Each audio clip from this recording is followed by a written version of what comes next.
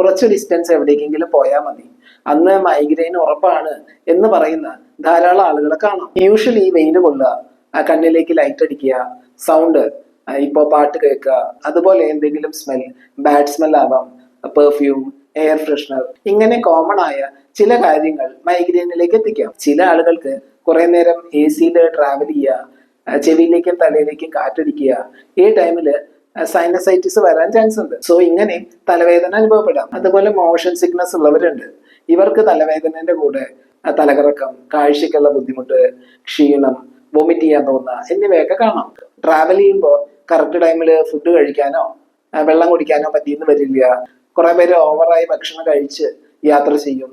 ഇതൊക്കെ മൈഗ്രെയിനിനെ കോൺട്രിബ്യൂട്ട് ചെയ്യുന്ന ഫാക്ടേഴ്സ് ആണ്. കണ്ടിന്യൂസ് ആയി ഒരു ലോങ് ഡിസ്റ്റൻസ് ട്രാവൽ ചെയ്യുമ്പോൾ പുറം, ഷോൾഡർ, കഴുത്ത് ഈ ഭാഗത്തെ മസിൽസിനൊക്കെ സ്ട്രെയിൻ ഉണ്ടാവും. ഇങ്ങനെയും തലവേദന വരാം. യാത്ര ചെയ്യുമ്പോൾ മൊബൈൽ ഉപയോഗിക്കുക, വായിക്കുക, ഇങ്ങനെ ചെയ്യുന്നവർക്കും തലവേദന കാണാറുണ്ട്.